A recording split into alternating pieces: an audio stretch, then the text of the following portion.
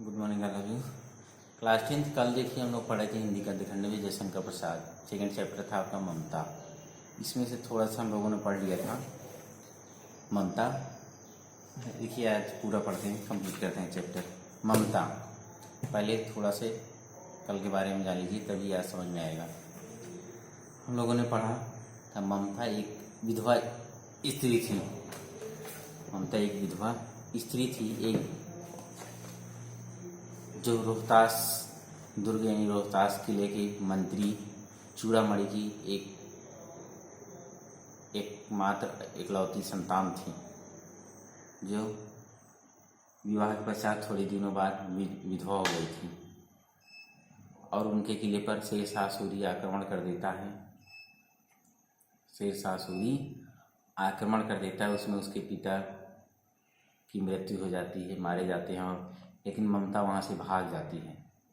भागकर एक झोपड़ी बनाकर काशी के पास, सारनाथ के पास वो रहती है वहीं। तो वो उस झोपड़ी में वो अपना पूजा पाठ कर रही होती है, जैसा पढ़े थे कल ना, पूजा पाठ कर रही होती है। तभी अचानक उसके पास एक आदमी आता है और क्या कहता है देखिए आगे। जहाँ देखिए उस झोपड़ी के दीपालोक में, यानी उस झोपड़ी के दीपक के प्रकाश में एक स्त्री पूजा पाठ पठन कर रही थी। तभी अचानक पाठ रुक गया। एक भीषण और हताश आकृति, एक बहुत बड़ी आकृति यानी परछाई उसके दीप के मंद प्रकाश में, यानी दीपक के धीरे से निकलते हुए प्रकाश में, जो थोड़ा कम प्रकाशित हो रहा था, उसके सामने खड़ी थी। स्त्री उठी, वह स्त्री उठी और कपाट बंद करना चाहा। वह स्त्री उठी और उसने सोचा दरवाज़ा बंद कर दूं, पता नहीं कौन है अंदर चला आ रहा है। परंतु उस व्यक्ति ने कहा, माता मुझे आश्रय चाहिए। उस व्यक्ति ने कहा, माता मुझे आश्रय चाहिए। उस व्यक्ति ने कहा, माता मुझे आश्रय चाहिए। तुम कौन हो? स्त्री ने पूछा। तुम कौन हो? मैं मुगल हूँ, उसने जवाब दिया। मैं मुगल हूँ, चौसा युद्ध में शेरशाह से विपन्न होकर, इस शेरशाह से हार कर बचकर मैं यहाँ वहाँ भटक रहा हूँ और रक्षा चाहता हूँ, मैं बचना चाहता हूँ। इस रात अब आगे चलने में असमर्थ हूँ। इस रात अब आगे जाने में मैं असमर्थ हूँ। अब मैं आगे नहीं चल सकता हूँ, मैं बहुत थक गया हूँ। मतलब उस आकृति ने बताया। क्या शेरशाह से स्त्री ने अपने ओठ काट लिए। हाँ माता, शेरशाह ने। परंतु तुम भी तो वैसे ही क्रूर हो। वही भीषण रक्त की प्यास तुम्हारे अंदर भी है, तुम भी उसी तरह कठोर हो और खून की प्यास, रक्त की प्यास तुम्हारे अंदर भी है। वही निष्ठुर प्रतिबिंब उसी तरह तुम भी दिखाई देते हो, जैसे शेरशाह तुम्हारे मुख पर भी दिखाई दे रही है। सैनिक, मेरी कुटी में स्थान नहीं है। क्या बोली? सैनिक, मेरी कुटिया में कोई स्थान नहीं है, जाओ तुम कहीं और आश्रय खोज लो। ममता ने कहा, मेरी कुटिया में स्थान नहीं है, तुम कहीं और जाओ, दूसरा जगह अपना स्थान ढूंढ लो, यहाँ जगह नहीं है। गला सूख रहा है, साथी छूट गए हैं, अश्व गिर पड़ा है, इतना थका हुआ इतना। वह व्यक्ति क्या बोला? कह रहा है गला सूख रहा है मेरे सब साथी मुझसे छूट गए हैं, मेरा घोड़ा गिर पड़ा है। वह इतना थका हुआ कि मेरा घोड़ा भी गिर गया। यह कहते कहते वह व्यक्ति धम्मे से वहीं पर बैठ गया। यानी इतना थका हुआ था कि उससे खड़ा नहीं हो जा रहा था एक पल भी, और सब बताते बताते अचानक से वो धम्म से बैठ गया। उसके सामने ब्रह्मांड घूमने लगा, यानी चक्कर आने लगा उसको। स्त्री ने सोचा यह विपत्ति कहाँ से आ गई। उस स्त्री ने सोचा यह विपत्ति, यानी ये परेशानी कहाँ से आ गई। उसने जल दिया, उसने लाकर पानी उसको दिया। मुगल के प्राणों की रक्षा हुई। इस प्रकार उसकी प्राणों की रक्षा हुई। वह सोचने लगी सब धर्मी दया के पात्र नहीं है। वह सोचने लगी सभी विधर्मी जो अधर्म के मार्ग पर चलते हैं दया के पात्र नहीं होते हैं। मेरे पिता का वध करने वाला वह आतताई, वह आतंकी, मेरे पिता का वध करने वाला आतताई आतंकी कौन?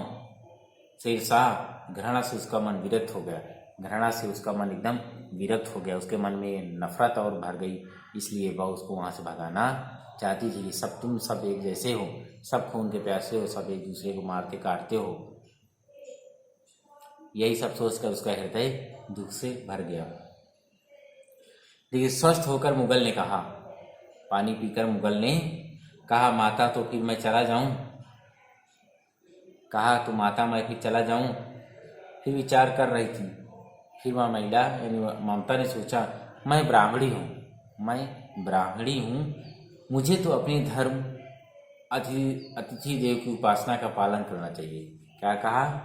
कि मैं तो ब्राह्मणी हूँ, हमारा धर्म है अतिथि देवो भव, अतिथि देवो भव, मुझे इसका पालन करना चाहिए। इसलिए वह उसको भगाती फिर नहीं है।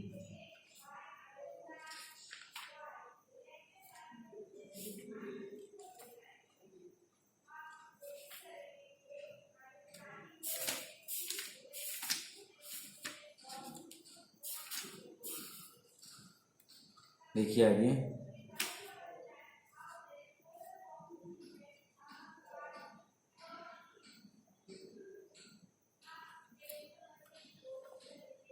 उसने कहा कि माता मैं चला जाऊं। फिर वह विचार कर रही थी, मैं ब्राह्मणी हूँ, मैं तो ब्राह्मण हूँ, मुझे तो अपने धर्म अतिथि देव की उपासना करना है, पालन करना चाहिए, परंतु यहाँ नहीं। कहा कि मैं यहाँ पालन नहीं करूँगी। सब विधर्मी दया के पात्र नहीं है, परंतु यह दया तो नहीं है, कर्तव्य करना है। कहा यह दया तो नहीं है, अपना कर्तव्य करना है। तब मुगल अपनी तलवार टेक कर खड़ा हुआ, इतना थका हुआ था, तलवार जमीन में टेक लिया और फिर खड़ा हुआ। ममता ने कहा, क्या आश्चर्य है कि तुम भी छल करो? ममता ने कहा, क्या आश्चर्य है कि तुम भी छल करो? ठहरो, छल नहीं, तब नहीं, स्त्री जाता हूँ, तैमूर का वंशधर स्त्री से छल करेगा? कहा कि तैमूर का वंशधर स्त्री से छल करेगा? जाता हूँ, भाग्य का खेल है। कहा कि अब मैं जा रहा हूँ, देखा जाएगा जो होगा, भाग्य का सब खेल है। ममता के मन ने कहा, यहाँ कौन दुर्ग है? यही झोपड़ी है, जो चाहे ले ले, मुझे अपना कर्तव्य करना पड़ेगा। ममता के मन ने कहा, हृदय ने सोचा, कौन सा यहाँ किला है, दुर्ग है, बहुत बड़ा राजमहल है, ये एक झोपड़ी ही मात्र है, यहाँ से क्या ले लेगा ये, मुझे अपना कर्तव्य करना है। वह बाहर चली गई और मुगल से बोली, जाओ भीतर, थके हुए भयभीत पथिक। क्या बोली कि मुगल से बोली, जाओ भीतर, अंदर झोपड़ी के अंदर चले जाओ, थके हुए भयभीत, तुम चाहे कोई हो, तुम चाहे जो हो, मुझे इससे लेना देना मैं नहीं हूँ, मैं तुम्हें आश्रय देती हूँ, मैं ब्राह्मण कुमारी हूँ, सब अपना धर्म छोड़ दें तो मैं क्यों छोड़ दूँ? सब अपना धर्म छोड़ दें तो क्या मैं भी अपना धर्म छोड़ दूँ? यानी मैं अपना धर्म छोड़ने वाली नहीं हूँ, चाहे सब अपना धर्म छोड़कर अधर्म के मार्ग पर चल दें। मुगल ने चंद्रमा के मंद प्रकाश में वह महिमामय मुखमंडल देखा। मुगल ने चंद्रमा के प्रकाश में बाहर थे तो वह महिमामय मुखमंडल हल्का से देखा। उसने मन ही मन उसको नमस्कार किया, यानी ममता को नमस्कार किया। ममता पास की टूटी हुई दीवार में चली गई। खंडारों में वहीं चली गई। भीतर थके हुए पथिक ने अंदर जाकर झोपड़ी में विश्राम किया।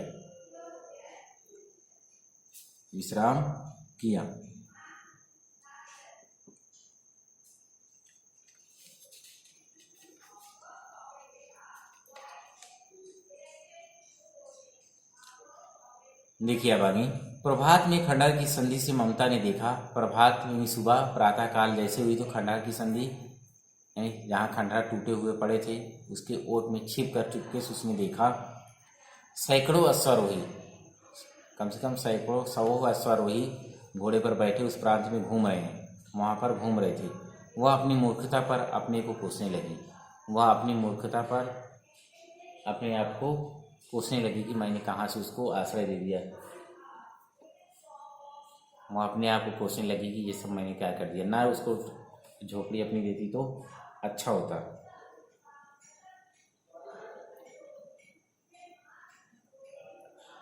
अब उस झोपड़ी से निकलकर उस पथिक ने कहा, मिर्जा मैं यहाँ हूँ। क्या कहा? मिर्जा मैं यहाँ हूँ। शब्द सुनते ही प्रसन्नता की चित्कार ध्वनि से वह प्रांत गूंज उठा। जैसे ही उसने कहा मिर्जा मैं यहाँ हूँ, यह शब्द सुनते ही प्रसन्नता से पूरी महाध्वनि गूंज उठी। ममता अधिक भयभीत हुई, ममता और भयभीत हुई और डर गई।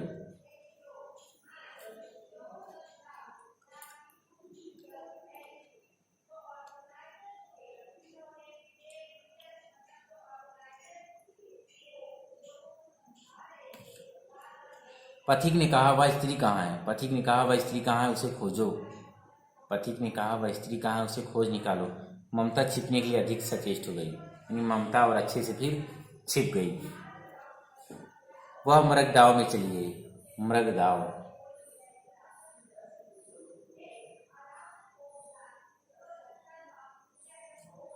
क्या गुफा टाइप का था, उसी जगह चली गई। दिन भर उसमें से वह निकली नहीं। संध्या में जब उन लोगों के जाने का उपक्रम हुआ तो ममता ने सुना, जब शाम के समय वो सब जाने लगे तो ममता ने सुना पथिक घोड़े पर सवार होते हुए कह रहा था, मिर्जा उस स्त्री को मैं कुछ दे न सका। उसका घर बनवा देना, क्योंकि मैंने विपत्ति में यहाँ विश्राम किया है। इसलिए उस स्त्री को मैं कुछ दे न सका। तुम यहाँ पर एक घर बनवा देना उसका। यह स्थान भूलना मत। इसके बाद वे यहाँ से चले गए। चौसा के मुगल पठान युद्ध को बहुत दिन बीत गए। ममता अब 70 वर्ष की वृद्धा हो गई। ममता की उम्र अब क्या हो गई? 70 वर्ष की गई। वह अपनी झोपड़ी में एक दिन पड़ी थी।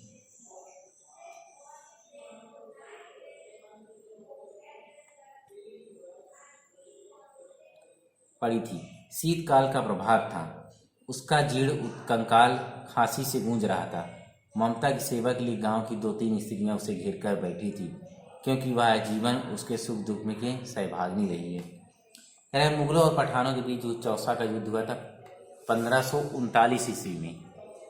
1539 ईस्वी में हुआ था चौसा का युद्ध। कह रहा इस युद्ध को समाप्त हुए बहुत दिन हो गया था, बहुत समय बीत गया था, जिसमें मुगल सम्राट हुमायूं ने शेरशाह से अपने प्राणों की रक्षा करने के लिए ममता की झोपड़ी का आश्रय लिया था। शेरशाह से बचने के लिए यहाँ वहाँ से भटक रहा था, हार कर चौसा से, तो वहाँ वह झोपड़ी में आश्रय लिया था।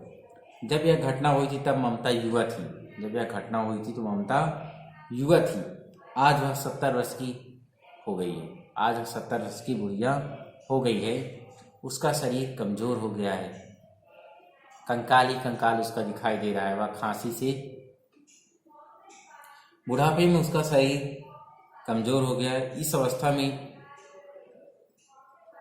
इसी अवस्था में वह एक दिन अपनी झोपड़ी में पड़ी हुई थी, यानी ऐसी अवस्था, यानी जर्जर कमजोर थी, पड़ी हुई थी, बीमार थी, खांसी आ रही थी। इस अवस्था में वह पड़ी हुई थी। सर्दियों के उस प्रातः काल में कंकाल मात्र रह गया। उसके शरीर में कंकाल मात्र रह गया। उसका शरीर खांसी से हिल उठता था। वह इतनी आसक्त थी कि स्वयं चल फिर नहीं सकती थी। इस प्रकार से ममता जो है मृत्युशैया पर लेटी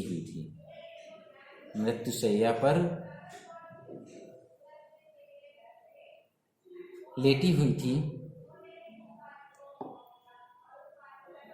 ये कहेंगे मृत्यु रूपी साज पर।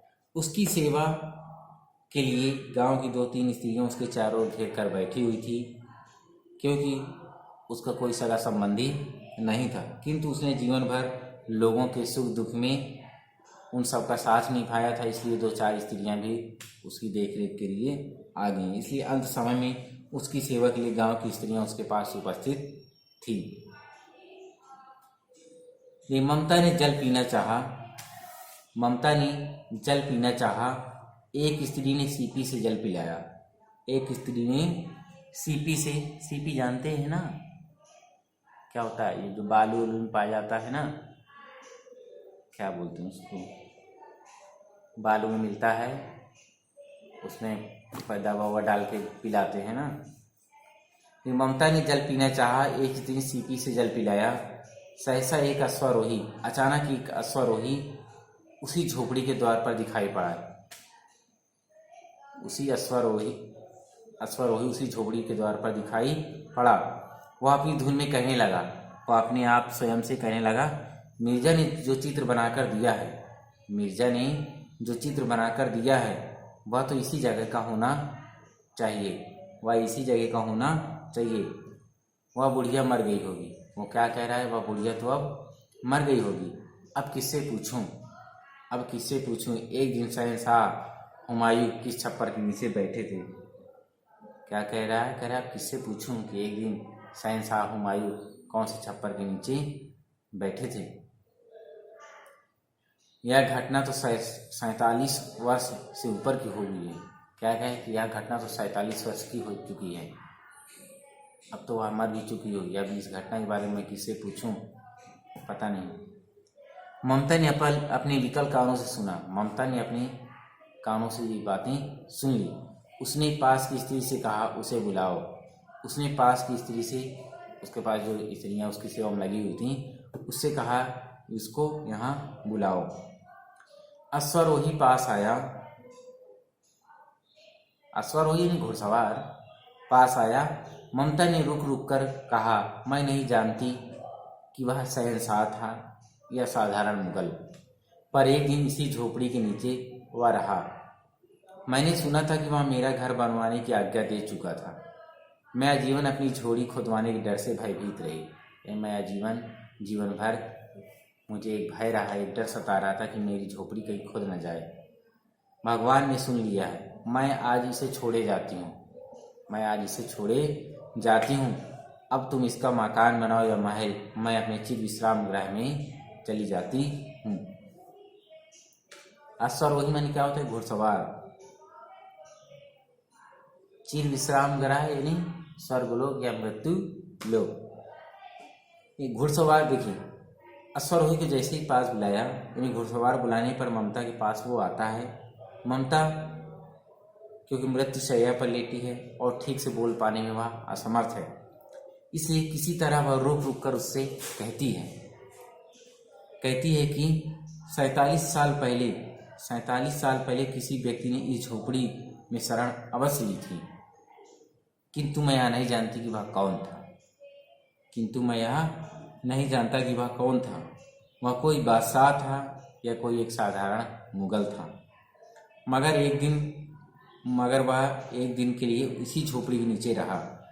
जाते समय मैंने सुना था कि वह अपने किसी आदमी यानी अपने सैनिकों से कह रहा था कि इस झोपड़ी को गिराकर इस स्थान को खुदवाकर मकान बनवा देना। मुझे अपनी इस झोपड़ी से बड़ा प्रेम था। मैं नहीं चाहती कोई इसे गिराकर इसके स्थान पर मकान बनवा दे, क्योंकि इस झोपड़ी के साथ मेरे जीवन की न जाने कितनी यादें जुड़ी हुई हैं। यही मेरे भयभीत होने का कारण था। और क्या कह रहे, शायद आज भगवान ने मेरी प्रार्थना सुन ली है, इसीलिए आज तक यहाँ मकान बनवाने कोई नहीं आया है। अब मेरा समय पूरा हो गया है। मैं इसे छोड़कर मृत्यु लोक को जा रही हूँ। अतः मुझे अब किसी प्रकार का डर नहीं है। चाहे तुम इस स्थान पर मकान बनवाओ या कोई विशाल आलीशान महल, आज मुझे इस झोपड़ी से कोई मोह अथवा कोई लगाव नहीं रह गया है। अब मैं सदैव के लिए अलौकिक विश्राम गृह यानी स्वर्गलोक के लिए जा रही हूँ। अर्थात अब मैं संसार को छोड़कर हमेशा के लिए मृत्यु लोक अर्थात स्वर्गलोक के लिए जा रही हूँ। तुम चाहे महल बनवाओ, चाहे घर बनवाओ, चाहे जो कुछ बनवाओ, अब इससे मेरा मोह माया कुछ नहीं रहा।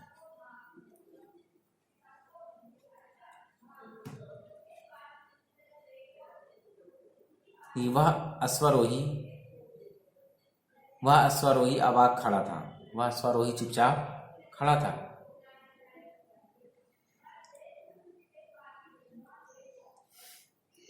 बुढ़िया के प्राण पंछी अनंत में उड़ गए। बुढ़िया के प्राण पंछी अनंत में उड़ गए, यानी उसके प्राण उड़ गए, उसकी मृत्यु हो गई। वहाँ एक अष्टकोण मंदिर बना। वहाँ एक अष्टकोण मंदिर बना दिया गया और उस पर एक शिलालेख भी लगा दिया गया और उस पर लिखाया गया, सातों देश के नरेश यानी महाराज बादशाह सम्राट हुमायूं ने एक दिन यहाँ विश्राम किया था। उस लेख में क्या लिखाया गया, सातों देश के नरेश बादशाह हुमायूं ने एक दिन यहाँ पर विश्राम किया था और उसके पुत्र अकबर ने उनकी स्मृति में यहाँ गगनचुंबी मंदिर बनवाया है। और उनकी स्मृति में, उनकी याद में उनके पुत्र अकबर ने यहाँ गगनचुंबी मंदिर बनवाया है, पर उसमें ममता का कहीं नाम नहीं। पर जिसने मुगल के प्राणों की रक्षा की, उसमें ममता का नाम कहीं नहीं था। ये थी कहानी ममता की।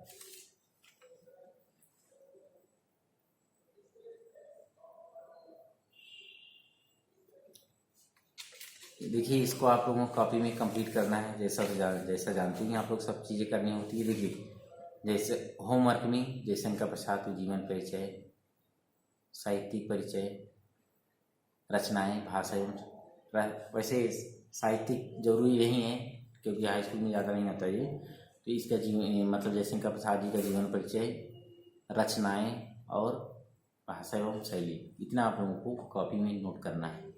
ठीक, इसके अलावा ये अब दिया है अभ्यास प्रश्न।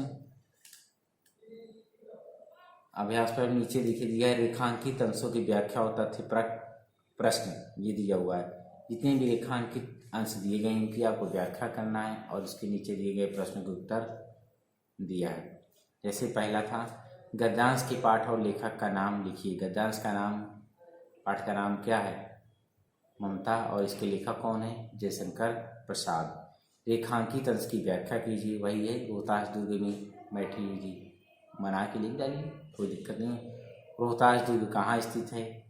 ममता का संक्षिप्त परिचय बताइए। पढ़ चुके हैं ममता कौन थी, क्या दिख रही थी, है ना, कैसी थी। उपरयुक्त गद्यांश में हिंदू विधवा की क्या स्थिति है? हिंदू विधवा की क्या स्थिति है वो पढ़ा चुके हैं, बता चुके हैं। उन्हें बहुत हीन दृष्टि से समाज में देखा जाता है ना, हिंदू समाज में।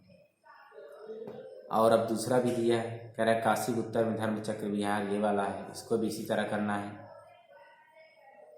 रेखांकित अंश की व्याख्या, पाठ का नाम और लेखक, ये दो क्वेश्चन सब में रहेंगे। तीसरा है, गद्यांश में किस खंडहर का वर्णन है? गद्यांश में किस ग्रह धर्मचक्र विहार मौल सारनाथ के स्तूप का वर्णन है। किस भारतीय शिल्प की विभूति का उल्लेख यहाँ मिला है? किस भारतीय शिल्प की? ईंटों के ढेर में बिखरी हुई भारतीय शिल्प विभूति ग्रीष्म की चंद्रिका में अपने शीतल को भाग में चूड़ा प्राचीन ईंटों से ढेर में बनी हुई। ये कहें कि धर्मचक्र विहार जो बना हुआ था उसकी स्तूप नहीं था, ये विहार था। विहार होता है रहने का स्थान और स्तूप को क्या होता है, उन लोगों के पूजा पाठ स्थल का होता है। ठीक है। धर्मचक्र कहाँ स्थित था? सारनाथ में, काशी के पास, काशी के उत्तर में सारनाथ में। ठीक, इसको आप लोगों को कंप्लीट करना है सारी चीज़ें। देखिए एक चीज़ और इसमें आगे क्या दिया, भाषा एवं व्याकरण, ये भी आपको करना है। निम्नलिखित शब्दों का संधि विच्छेद कीजिए, संधि विग्रह करिए। हताश, इसको करना है आपको। नमस्कार, अश्वारोही, दीपालोक, निराशय, दुश्चिंता, पतनोन्मुख, भग्नावशेष, ये सब आपको संधि विग्रह इसका करना है, संधि विच्छेद करना है। निम्नलिखित शब्दों में समास विग्रह करते हुए प्रयुक्त समास का नाम उल्लेख करिए। समास विग्रह करिए और नाम लिखिए। दुर्गपति, स्नेह पालिता, अष्टकोण, आजीवन, विश्राम गृह, गगन चुब्बी, कंटक शयन, प्राण पक्षी, भयभीत, भूपृष्ठ, बंशीधर, शीतकाल, अनंत, ये सब आपको करना है। उपसर्ग व प्रत्यय से बने शब्दों को अलग अलग छाटिए, उनसे उपसर्ग व प्रत्यय को अलग कीजिए।